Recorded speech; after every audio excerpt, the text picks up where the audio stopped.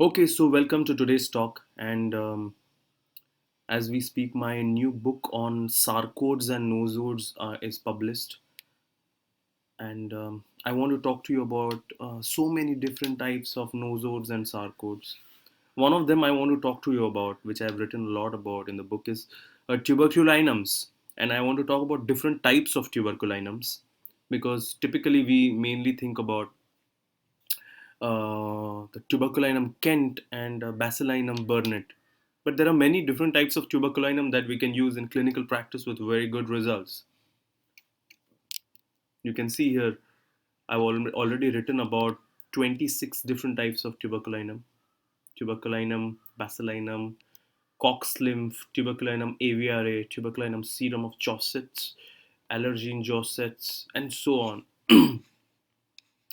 I'll tell you about few tuberculinum that I use a lot. One of the important tuberculinum is Bacillinum testicum, which means this is from the tuberculosis happen in testes, and this is a remarkable remedy in obstinate cases of bedwetting. When you see children who are having bedwetting, um, think of this as a very important remedy. One of the important keynote which I've seen is aversion to bread and eggs in children. This is a keynote for Bacillinum testicum. Another very important remedy I'm going to talk to you about, Tuberculinum avis.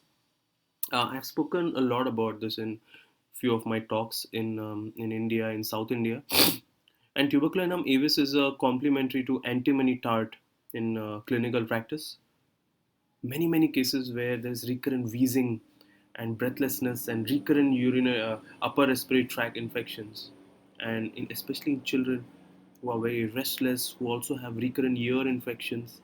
I've given Tuberculinum avis with very good results. Another important keynote is that post fever the weakness remains is also very important.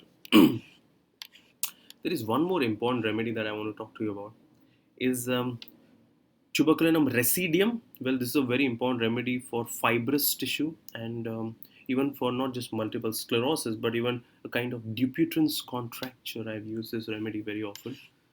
One last remedy of this tuberculinum, which I use a lot, is Tuberculinum cox.